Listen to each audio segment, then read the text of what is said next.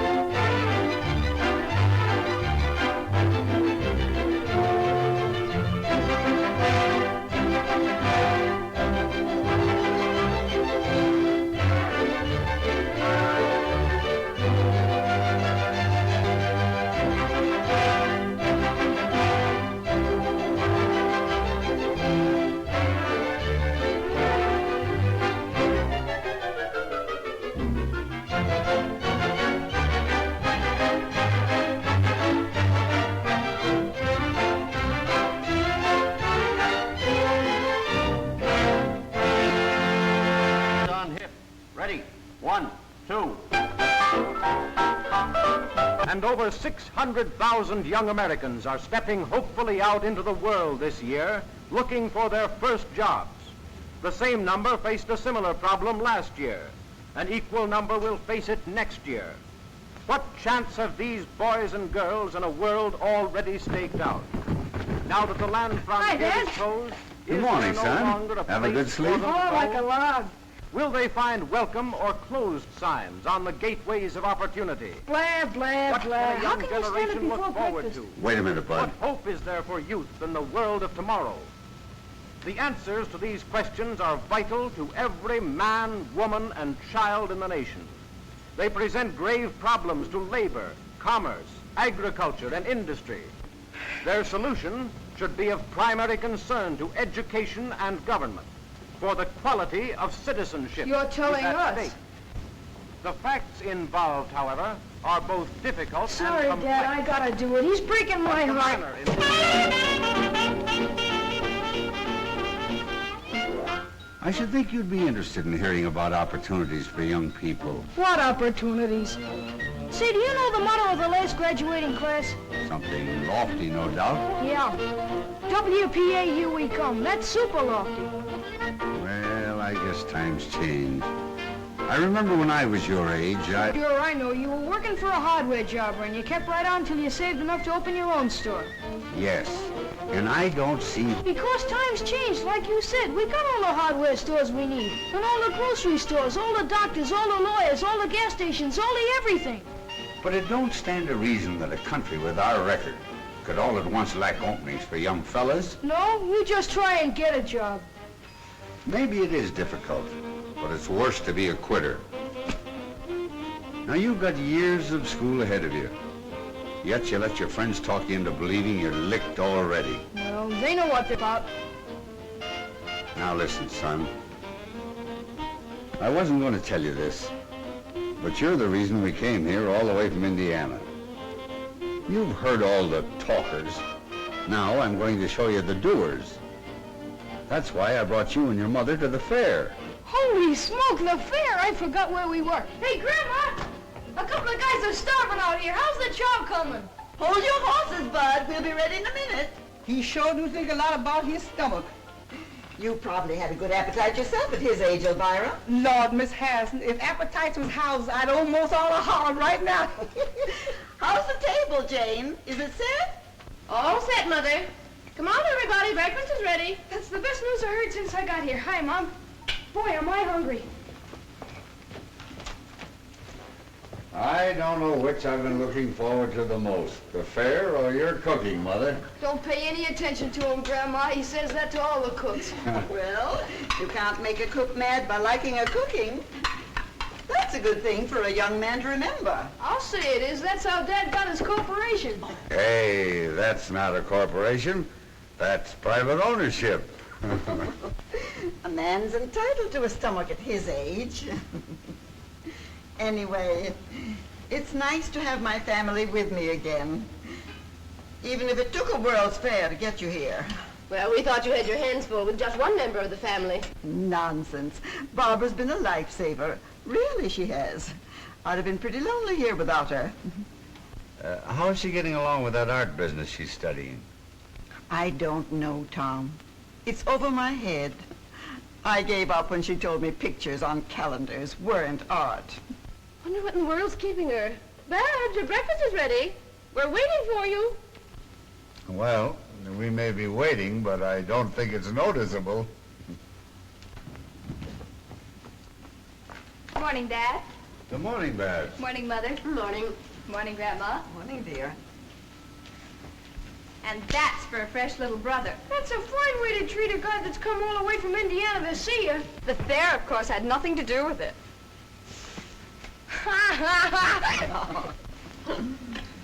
My, I never realized what a good-looking daughter I had. Hmm? Oh, pardon me, we had. Grandma, do you have to run an all-night lunchroom for our boyfriends like Mom did? No, there's only one, and I don't see him very often. Why, of course. Jim Treadway from back home. He's working at the fair. You couldn't do better, Babs. Jim's a fine boy. Chip off the old block. He's going places. Not with me, he isn't. What are you trying to do, get rid of me? Oh, Jim's a nice fellow, of course, only I'm not in love with him. But, Babs, I thought you had, you know, some sort of understanding. That was in high school. I was young then. I'm grown up now, and I have better judgment. When do we get a peep at your better judgment, kid? Well, I didn't know you were going with anybody else, Babs. Is it somebody we know? Now, Jane, there's plenty of time. We just got here last night, and you want to know everything before she even gets a chance to say hello. There's nothing to get excited about. I'm not in love. At least I don't think I am. Oh, I was afraid something like this would happen. Oh, stop flying off the handle. I know all about it. Who is he, Babs? He's Nicholas Makaroff, my art teacher. Oh, so you turned out to be a teacher's pet. I suppose you take him an apple. That will do from you, young man. Nick's been in America since he was a little boy. But he knows the world like we know Main Street. He's a genius. You like him. Oh, sure we will. Anybody you like is okay with us. Oh, I've got to be running along. I'm late. Where'll I meet you for lunch? Well, I thought it'd be kind of nice if we looked up Jim Treadway first. His folks said he's working at the Westinghouse building. Supposing we all meet there. Babs, why don't you bring Mr. your friend along? We'd love to meet him. Sure, fetch him along, Babs. Well, all right, if he can get away. He's awfully busy right now, but I'll ask him. Goodbye. Goodbye, Bye-bye. dear. Yes, sir. It's just what this family needs. An artist. Now maybe we can get the house painted for nothing.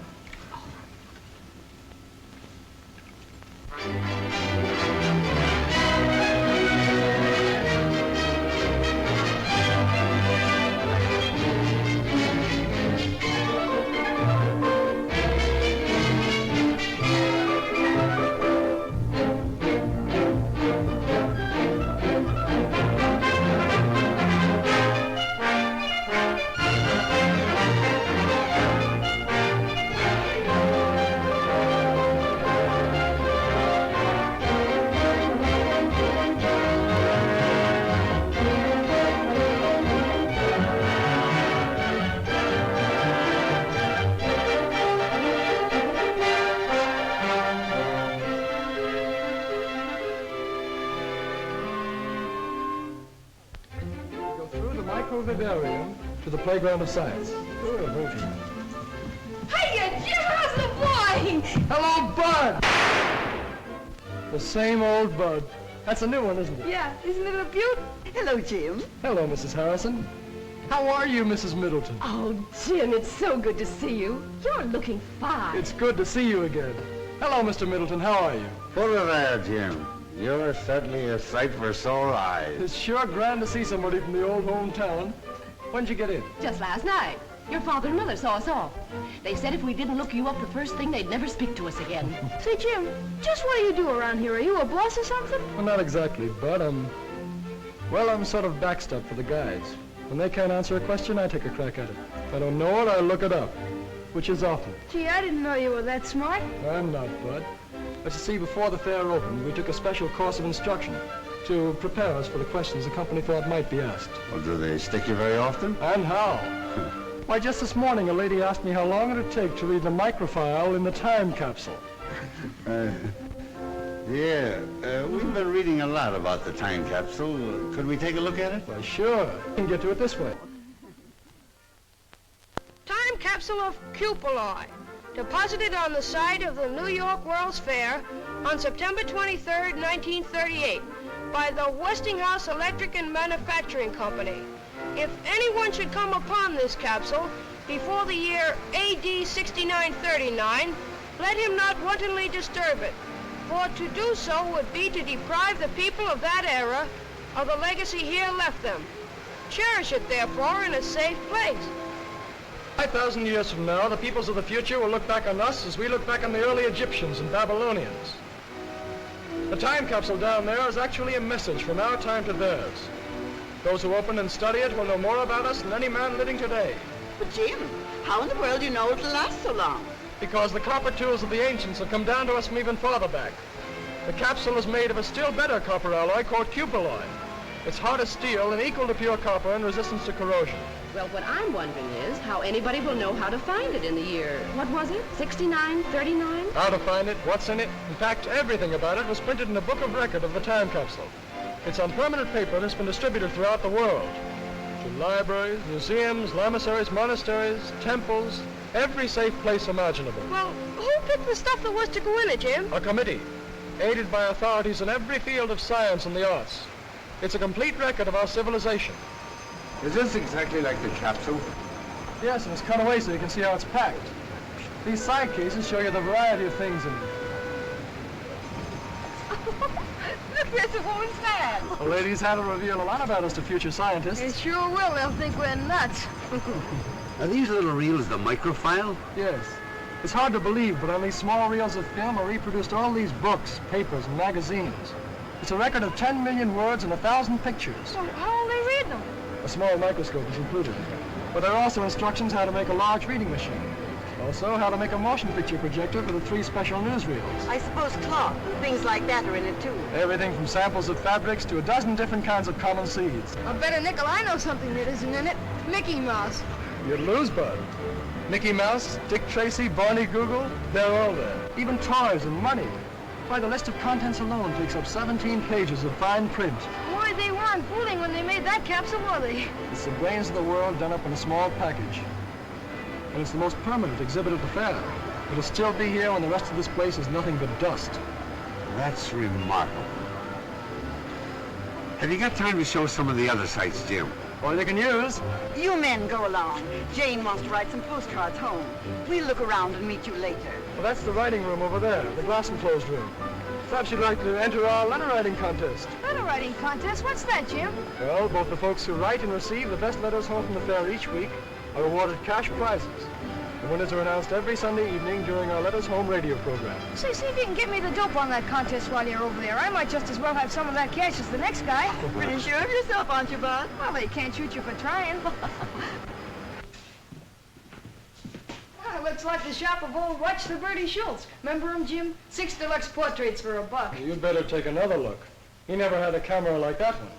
That's a television camera. Holy smokes, does it work? Of course. You go down there, Mr. Middleton. You can see and hear Bud on a whole row of television receivers. You better be good. Bud, this is Frank Wells. Frank, this is Bud Middleton from the old hometown. Hiya, Bud. Hiya. Now just act and talk naturally. Oh, is it going? It's on. Hiya, folks. This is Clark Gable Middleton speaking. As you can see if you've got your television sets turned on. What state are you from, Bud? Indiana, the greatest state in the world. And if Grover Whalen's listening in, New York's okay, too. Well, what do you think of the fair? Well, as a guy I once studied about said, I came, I saw, and I'm almost conquered. How am I doing, Dad?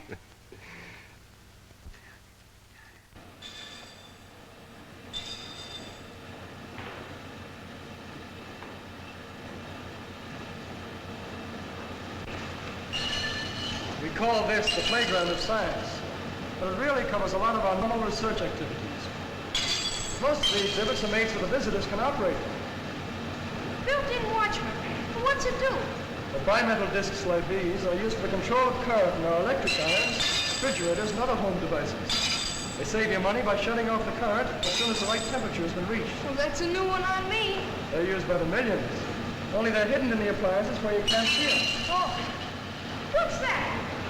Well, that's the fantasizer.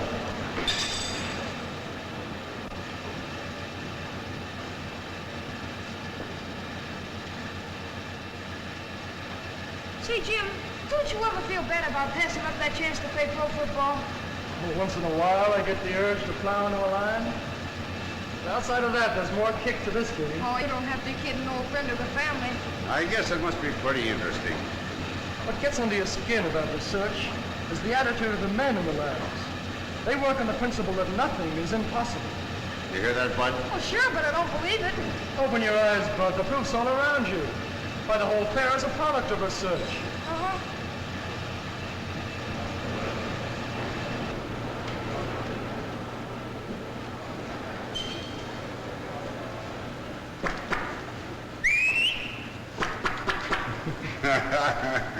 One can't help marveling at all the new things they're inventing every day. A company can't stand still under the American system of private enterprise.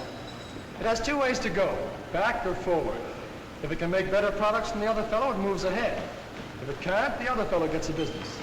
But in either case, the public benefits. You mean in better goods? Yes. That's where fellows like me come in. In our research labs, we have four main jobs. We must constantly improve our existing products. So more people will be enabled to buy them. We must try to lower their cost by cutting waste of effort and material. Then we must anticipate the demand for new products before people realize they need them. Well, that's only 3 jobs, Jim. I kept count. And the last is industrial prospecting. Like prospecting for oil or gold. Sometimes we hit gushers, like radio, mechanical refrigeration, or air conditioning. Then 100 new industries spring up and thousands of new jobs are created. And another boost is given to our standard of living. Just remember that, Bud. Well, here's something else that might interest you, Bud. Here's the oscilloscope. Talk or blow or whatever you did before into the mic, and you'll see your voice projected on the screen.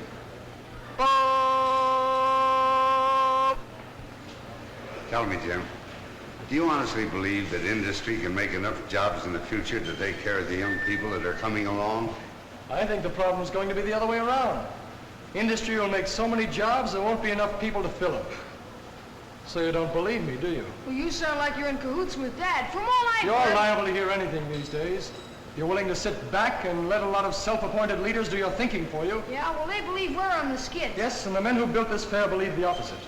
And what's more, they back up their belief with $200 million worth of facts. Well, maybe the other side would, too, if they weren't busted. And they'll stay that way, till they learn that prosperity and pessimism don't travel together. But they're like you, Bud. They don't like facts. Oh, I don't mind them, Jim. Good. Then I'll introduce you to a few. Come along.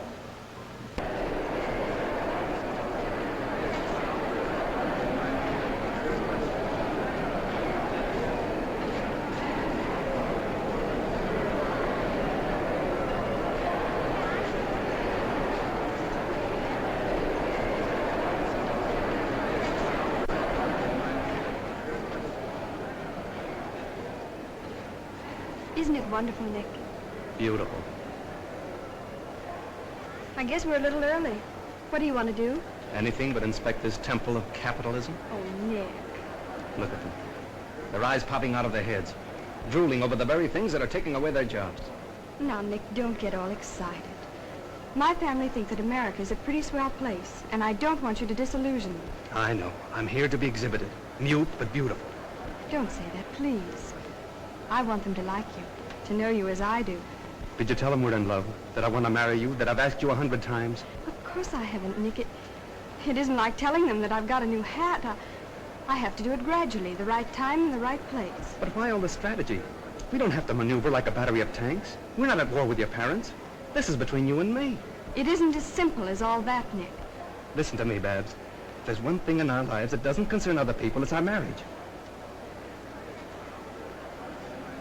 We can slip away after lunch, and by dinner time, you can be Miss Smeckerle.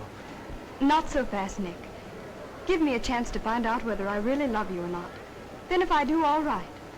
I want my family's blessings beforehand, not when they can't help themselves. Afraid of being cut off with the proverbial shilling, darling? No. Money doesn't count where love is concerned. No, of course not. Here are some people who believe in finding out things for themselves. These boys and girls are all members of the Science and Engineering Clubs. They're sponsored by the American Institute of the City of New York to encourage the scientific knowledge of young people. The movement's spreading over the whole country. Now, this is the kind of a thing that appeals to me. Do these same kids stay here during the whole fair, Jim? No, there's constant rotation.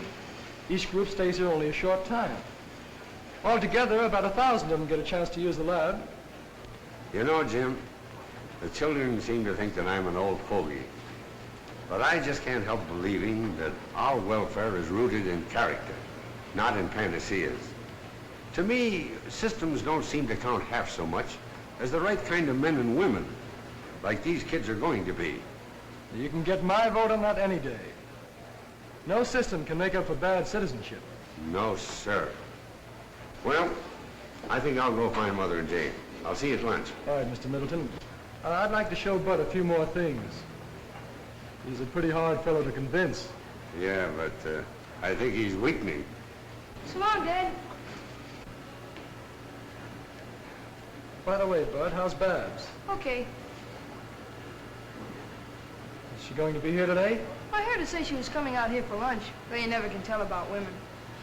Desperate spurt, hitting those dishes with everything she has. She's consistently diving in the bottom of the dark and greasy water to search for knives and forks. Dishwater splashing around terrific rate all over Mrs. Drudge. That rubber apron isn't much help now. She's splashing so hard it's getting all over me, and it's a little dangerous to attempt to give a blow-by-blow account of what's going on in that dishpan. There's a lot of action over here. She's mopping up with a towel to get the water some of the dishes she dried a few minutes ago. That water in the pan is an awful messy-looking sight, folks. I wish you could see it. Incidentally, in the entire operation, the dishwasher will use a total of only 15 quarts of water, which is a lot less than Mrs. Drudge's used. And now over here, Mrs. Drudge washes dishes just like Tom. That water's not coming out, and remember, folks, Takes him an hour to wash a plate. the heated dishes Then he will usually dry drops themselves when it. that door's open. I mean, he gets more water on the floor than on the dishes.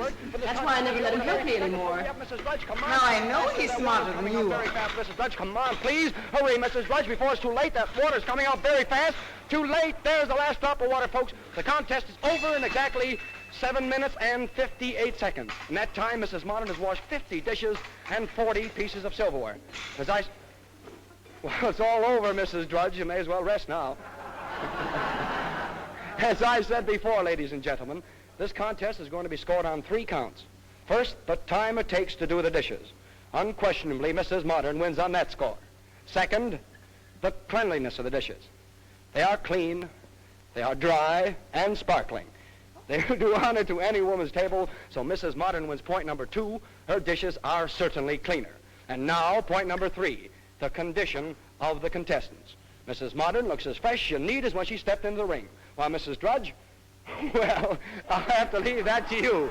And so, ladies and gentlemen, I give you the winner, Mrs. Modern.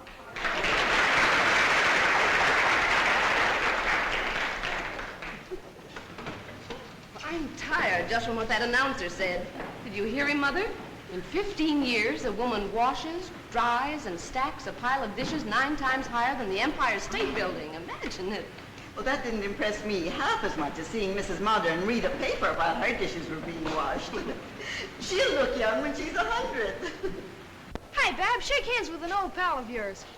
Why, Jim, Babs, how are you? It's nice to see you again. you're looking well, as usual.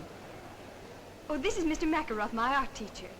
Nick, this is Jim Treadway, one of the hometown boys. We're glad to know you, Mr. Makaroff. How are you? And this is my little brother, Bud. Hi, Mr. Makaroff. Hello. Oh, say, Babs, we're on our way to the Hall of Power. Why don't you tag along and learn something? Well, there's plenty of time before we meet the folks. I don't know, it might be fun. What do you think, Nick? All right, but don't expect me to be amused. There's nothing funny about the tools of capitalism.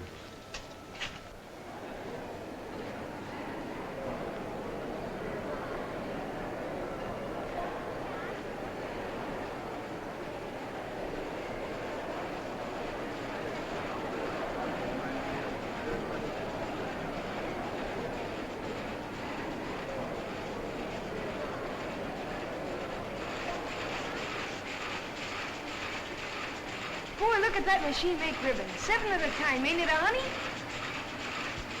You'd be nearer right if you called it a Frankenstein's monster. No, that's in the movies. Why do you call it that, Nick?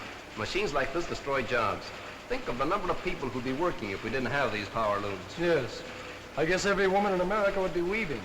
And every home would be a sweatshop producing clothes for the family. Like they were before we had power looms. I don't think I'd like that very much. I don't think you'd like homespun clothes either. Grandma tells me they didn't have much style, but they cost so much in hard labor you wore them till they fell apart. That's what the Cossacks do in Russia. Every couple of years they peel off their duds like sticking plaster. It might interest you to know that only the peasants do that. Not here they don't. We ain't got any. Bud, you didn't answer Nick's question. I mean about looms like this keeping people out of work. A fellow with a red beard asked me the same thing the other day. He waited while I looked it up. And there were 4 textile mills in America in 1800. They employed a few hundred workers and used water power. Today, with electric and other power, around 1 million persons are employed in the textile industry. And clothes are so cheap, no one has to make his own. That, I think, answers your question. What's over here, Jim?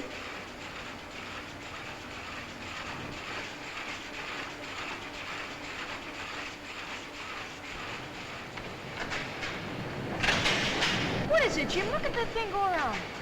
It's a manipulator table used in a steel blooming mill. You can control a billet with these switches. Watch out, it's going off. Oh. The photoelectric equipment keeps it on the table. I suppose you're going to tell us machines like this benefit labor. And how? Not many years ago, steel making was a dangerous occupation. Now, the safest place a steel man can be is in the mill. It's safer than his home. That's right, capitalistic propaganda. Oh, you're kidding, Jim. I'm stating a fact. I know one steel plant that employs 10,000 men. While 15 of them lost their lives at home and other places, not one was lost in the steelworks. That's hard to believe. Well, there's the answer right there. Electrical control. Instead of swinging a sledgehammer all day and risking his neck, the steel man sits where Bud is and does his work with the master switches. Well, if one man can do all that with a machine, then I agree with Nick. It can't help but lessen jobs. Here's why they don't, Babs. It's very simple.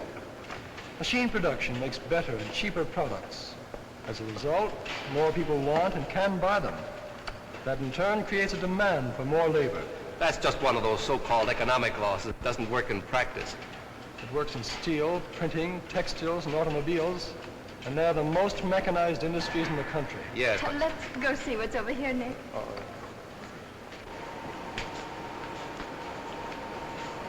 You can operate that yourself, Bud. Oh, thanks. Step on the dead man's pedal here, or keep it down always with the runner. Step. That's your brake. This is your gong. Does your company make any really large equipment, Mr. Treadway? Yes, they do. Some so big it has to be shipped piece by piece. For example, an electric furnace we made for a large motor company is 330 feet long. I thought so. Those are the kind of machines that displace men. Mass market industries don't modernize to save jobs, Mr. Makarov. Their aim is to increase production. That's how employment is created. The only way, in fact. General statements don't mean much to me, Mr. Treadway. All right, facts then. I know in 1 year these people spend $9 million for what you call labor-saving machinery. That same year, they increased their payroll by 40,000 men and $88 million. Funny how a guy with facts can break up an argument. I suppose you think that's funny. Oh, so you can't take it, huh? Don't you think we'd better look up for folks? It must be nearly time for lunch. Yes, I guess you're right. They'll probably be looking for us. Come on, Dad. Okay. Nick, please be careful during lunch. Dad looks on things the same way Jim does, and he might take you seriously. But I am serious. I know, but promise me that you won't start an argument. All right, if you say so. But I won't enjoy myself.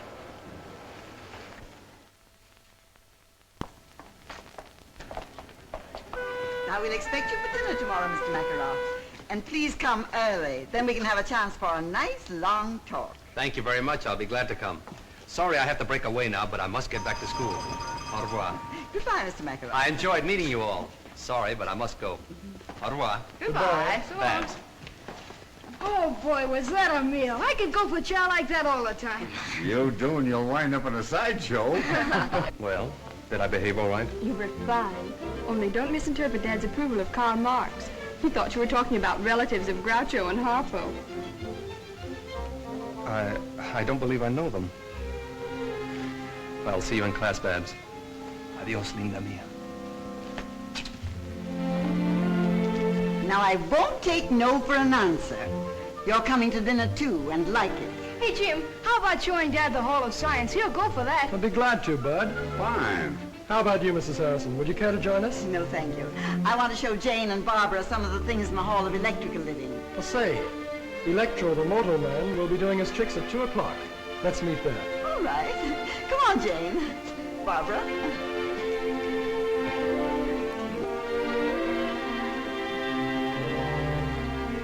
Well, This way.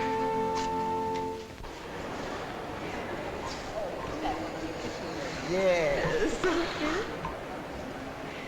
That's what I call smart. Making time the theme of the home exhibits. I don't get it. What's smart about it? Well, if there was one thing a woman in my day never had enough of, it was time. It was her master. Some had two, if they had a bossy husband. Don't tell me you're against husbands, Grandma. No, indeed. Only against slavery. Domestic or otherwise. That's why I like electrical engineers. They signed our Emancipation Proclamation.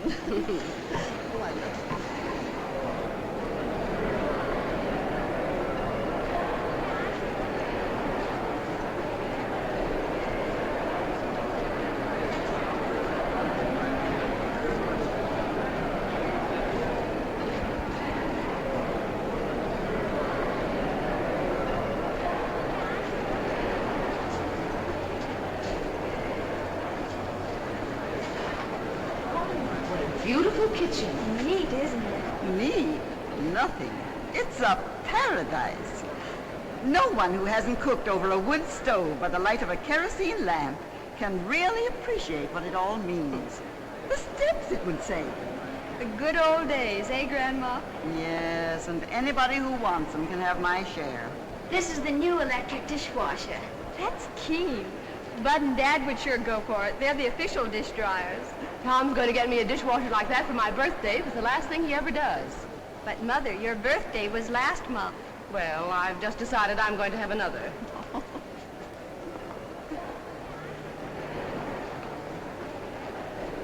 This is nice. It's very modern. Masculine, too. Miss, is that a three-way floor lamp? Yes, madam. Step over You should show Nick these rooms, Barbara. It's a subtle way to set his feet in the right path. Well, what do you mean, Grandma? Well, even artists have to live, so there's no harm in showing them how you'd like to do it. Oh, that's old-fashioned. There are more important things today than homemaking. Maybe, but I don't know what they are. I always figured raising my family and keeping your grandfather well-fed and happy was pretty important. So did he. But Nick's different. He wouldn't care if you fed him sawdust. He just isn't interested in such things. We put away a mighty good lunch for a fellow who doesn't care. But he doesn't care, really. He's an idealist. You should hear him in class. He talks more about Aristotle than he does art. Did he tell you how Aristotle got the time to be a philosopher? No, I don't believe he did. Well, he talked the richest woman in all Greece into marrying him. And so, ladies and gentlemen, with a great deal of pride and pleasure, I present to you Electro, the Westinghouse Motoman. Electro, come here. And here he comes, ladies and gentlemen, walking up to greet you under his own power.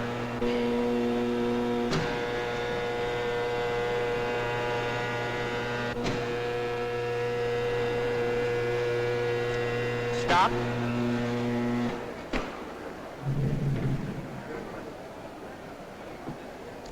You see, all I need to do is to speak into this phone, and Electro does exactly what I tell him to do. Sometimes. But I don't see why I'm telling Electro's story when he's perfectly able to tell his own. So let's listen and see what Electro has to say to us today. All right, Electro, will you tell your story, please? Who? Me? Yes, you. Okay, Toots.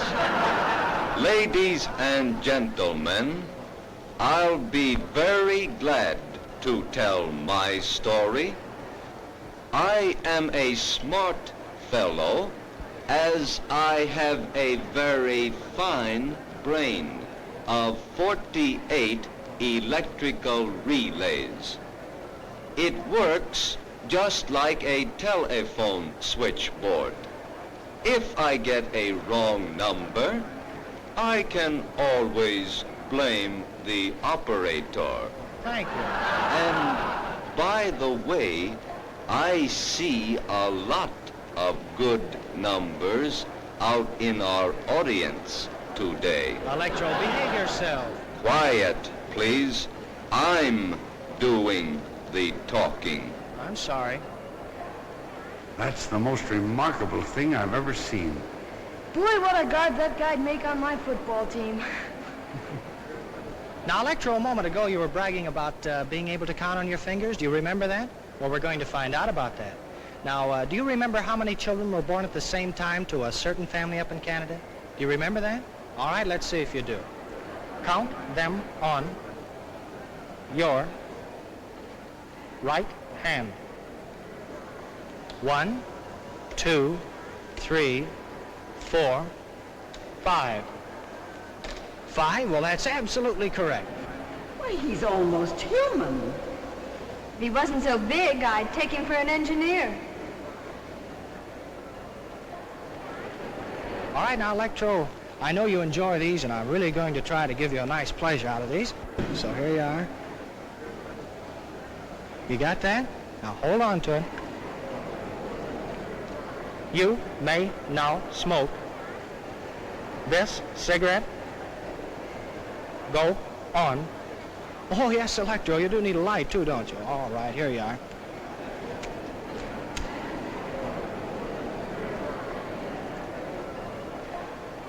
And, folks, he's only 2 years old, too. Just learning. How can he do all those things, Jim? He's full of motors, gears, cams, and photoelectric cells. You could fill a book with all the electromechanical principles involved in the thing. All he lacks is a heart and a brain. If you ask me, I'd say he had nothing. Well, then all he lacks is a heart. He's not the only one. What's an eight-letter word for a gusty wind in Patagonia? Begins with W. Have a heart, Grandma. How can I write a Pratt-Williams letter with you asking about wind and things? Oh, I'm sorry, Bud. I won't do it again. Well, that's all right. I'll give you a wish this. If I ever do.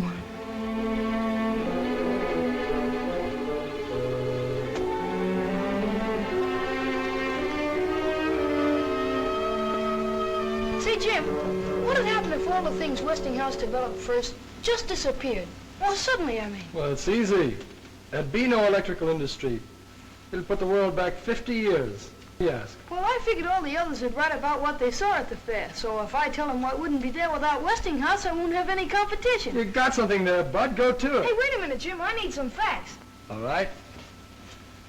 Consider 3 out of the thousands of things we pioneered and where we'd be without them. Oh, just a second. All right, go ahead. First, alternating current, or AC as most people call it. It permits the economical sending of electric power long distances from where it's generated.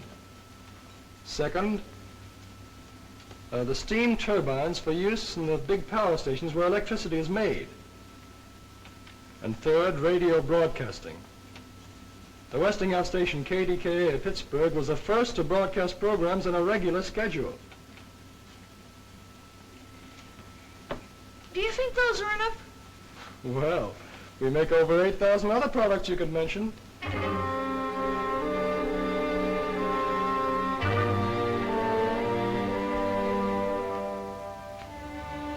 don't like that guy either, Jim. I didn't say I didn't like him. Well, you'd be surprised what a fellow like me finds out just keeping his eyes open. Jim, come over and talk to me. Sit down. How are you coming along? Well, I thought I was doing all right until Babs, well, turned from science. You're just like your father. He wasn't very smart where women were concerned either. It wasn't until he fell off the roof and broke his leg that your mother found out that she loved him. Do you think that'd help? I don't think it's necessary. Most women, you'll find, pick husbands who see the world pretty much as they do, who think as they do about religion, war, politics, yes, even communism. They do it unconsciously. It's bred into them from childhood. Yes, but they can make mistakes, too. And they can also correct them if you give them a little time. I never knew time had so much to do with love. I don't understand what you mean exactly by abstract form, Nick. That's the trouble with verbal language. It's too clumsy to express elusive qualities. But to me, abstract form is the essential substructure. In short, the fundamental rhythm underlying our conceptions of spatial limitations. Do I make myself clear? Oh, perfectly. It's very clear now, thanks.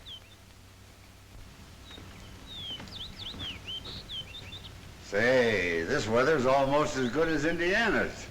Don't get up. What do you got there, Mr. Makaroff? One of your paintings? Yes, it's a work that I'm rather fond of. A good piece of abstract painting, don't you think?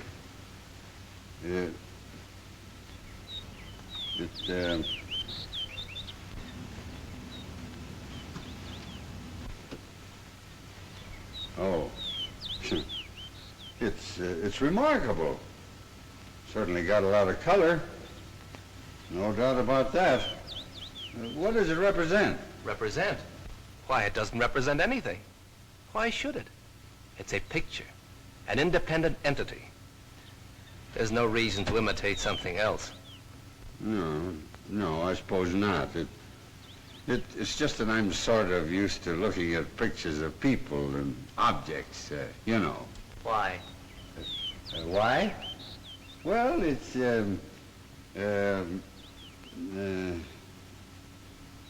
why? If you want a house or a flower, you can go and look at them. Or if you want them represented, you can have them photographed. So why allow them to intrude into pictures? Yeah, I guess you're right. Well, if you young folks will excuse me, I think I'll take these flowers in and put them in some water. I think they need a drink. Dad's idea of fine art is rearing a two-fisted family. Too bad. He ought to keep up with the times. I meant to show you this before. What do you think of it? Oh, it's unique, all right. I don't think I've ever seen a ring like it. It's really a collector's item, a rare specimen of barbaric jewelry. It's been in our family for about 300 years. 300 years? Notice its color. Why, it's a study in polychromatic harmony. It's beautiful. Really lovely. Oh, no, Nick, I couldn't take a ring like that. Why, it must be priceless. Don't be silly. I want you to have it. No, please, I couldn't think of it, really. Wear it for a while. There's no harm in that. As a favor. Oh, no. Now you're being provincial, Babs. Well, just for a week or so.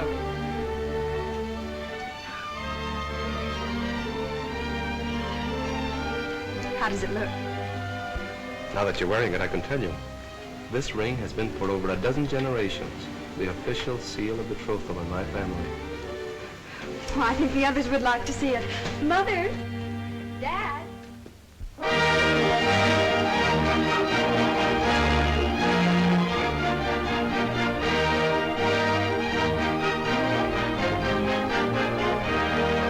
It's too big to describe in a song or a sonnet, so dress yourself up in your best bib and bonnet. The Westinghouse man has a welcome upon it for you when you come to this fair. Well, thank you. And now, the fourth winner in our Letters Home contest, a very young man from Riverdale, Indiana. Dear old Indiana, garden spot of America, Mr. Bud Middleton. All right, this way, Bud, and congratulations. Now, your prize-winning letter in the Westinghouse contest made all the judges sit up and take notice. These are unusual judges, that's all they took. Well, let's see, you had all your family with you, according to your letter, so you wrote that letter to a pal of yours back in Riverdale, didn't you? Yeah, to Tubby Parker, but I won't know how much of a pal he is until I get back home and find out if he's been dating my girlfriend. Oh, maybe you made a mistake writing to Tubby. Remember, he gets half of your money, you know. Oh, that's okay, but I'm serving notice that's as far as our sharing goes. Well, that's fair enough. But tell me, Bud, what are you going to do with your prize money? Well, I think I'm going shopping for parts to make a shortwave radio set. There you are, folks, the boy of tomorrow. But no fooling, Bud. Really, you wrote a mighty interesting letter. It described how the fair would look without the electrical contributions of pioneers like Westinghouse. Imagine a fair without electricity. The folks? Hello, folks. But I'm going to spare the details that you went into in your letter, and suppose you just sum up what you said. If it weren't for fellas like these Westinghouse engineers, what would this fair be like? Well, I don't think there'd be any fair. Well, that's fair enough, too, isn't it? And very much to the point. Thank you very much, Bud, for those kind words. But I believe our vice postmaster in charge of judges, our personable Miss Bennett, has the verdict ready as to the grand prize, our double award for the best letter of this week's crop. Am I right, Miss Bennett? Yes, I have it here, Mr. Perkins. And who, may I ask, is the lucky winner? The winner is Mr. Bud Middleton. Very good. Oh, boy, the jackpot! Electricity, here I come!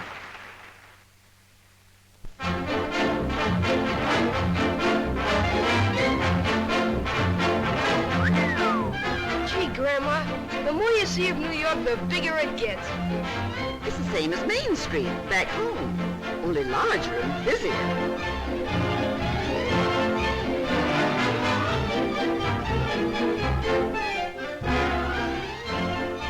Well, maybe we can get what I need here.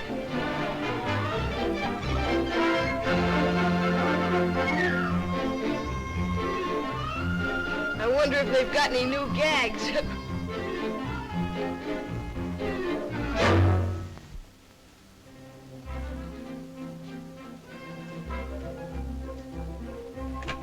The spitting image or I'll eat your hat without salt. We might be wrong. May I see the box of rings in the middle of the window, please? Why, certainly. You can search the city, but you won't find a nicer piece of costume jewelry. They seem all right, Grandma. That's a perfect copy of a ring in a Moscow museum. Is it very expensive? Well, I'll be very honest with you. It's worth more, but you can have that for $2. And at that price, I'm practically giving it away. I'll have a half a dozen, if you please.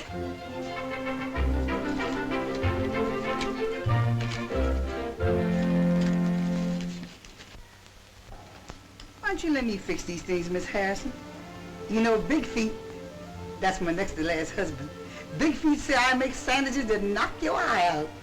That's why I'm doing them, Elvira. I have use for my eyes today. Huh. Ears is all you need. If that foreign gentleman's coming, he sure got a powerful tongue. Mr. Makarov's to be the guest of honor. Hello, Grandma. Hello, Elvira. Honey, you sure is dogged up. My. You look lovely, dear. Anything I can do to help? Oh, I nearly forgot. You left your ring on my dresser. My ring? That means bad luck of some sort. Grandma, I've got my ring. Why, they're absolutely the same. Where'd this other ring come from, I wonder? I don't know. Hello, everybody. Can I help? Oh, what's the matter with you, Babs? Are you sick? No. No, I'm all right. Oh, I declare I think you'd lose your head if it wasn't glued on. Here, it's your ring. I found it on my dresser. What's wrong? Don't you want it? The very same. Why, they're all alike. Where'd you get them all, Babs? Land sakes alive.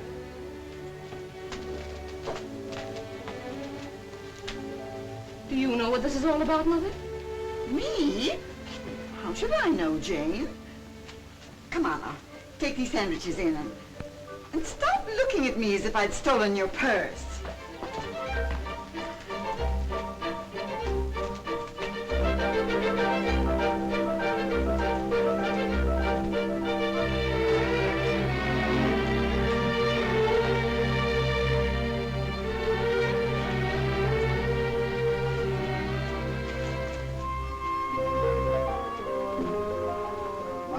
Isn't used to this shaving twice a day. Why I should look pretty is beyond me. You won't even know I'm around. Where's my tobacco? Oh, Babs, you left your ring in the bathroom. You know, that's no way to treat a valuable ring like this. You might lose it. Say, how many of them have you got, anyway? Too many. Hi, everybody. Has the eating commenced yet? Gee, I haven't had anything to eat in about 4 hours. Food is good, but the service is awful. Oh, say, kid, just how many rings did that guy Nick give you? Was he in the jewelry business? Well, I found 2 of them in my room. Holy smoke, you got 1 million.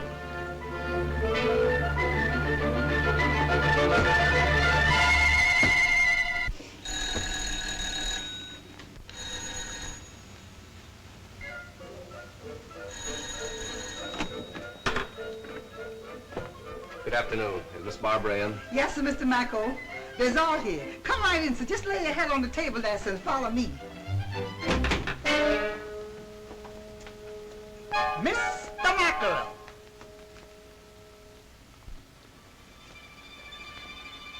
Good afternoon, Mrs. Middleton. Hello, Bud. Mrs. Harrison. How are you, Mr. Middleton? Babs. Haven't you lost something? Young ladies shouldn't leave their valuables lying around. I found this on the hall table. Quite a study in polychromatic harmony. Don't you think? Why, the dirty cook told me there was only one of them. Don't put it on that. Give him a chance. Hey, let go of my arms. Will you get up? Hey, come on now. You gotta beat it, Nick. He's a wild man. When he gets going, I can't hold him much longer.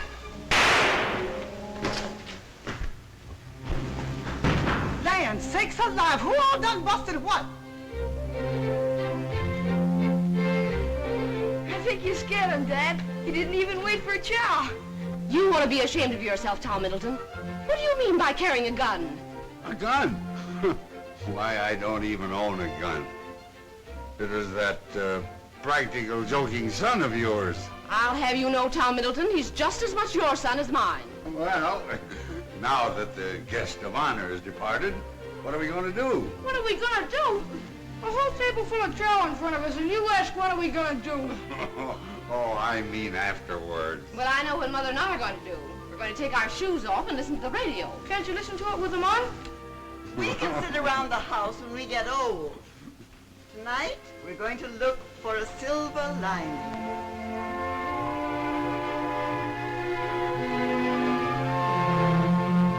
Just 46 years ago this month, I was doing the same thing, watching the lights of a World's Fair. The Columbian Exposition at Chicago. That was the first American fair lighted by electricity. Yeah.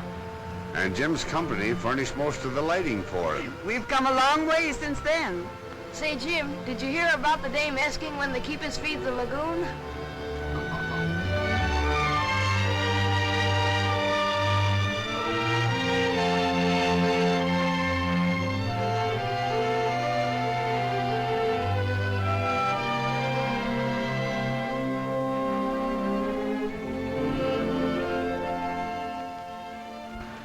I can't help it, Babs. I've got to talk. Please, Jim, not now. Just let me hold on to you.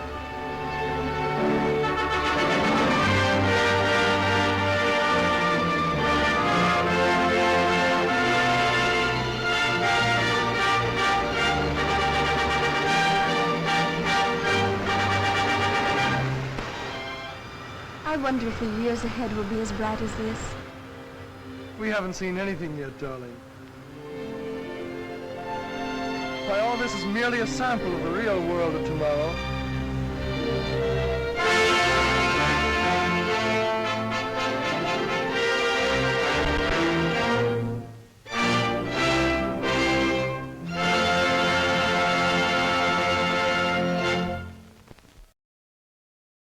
This has been a presentation of the Library of Congress. Visit us at loc.gov.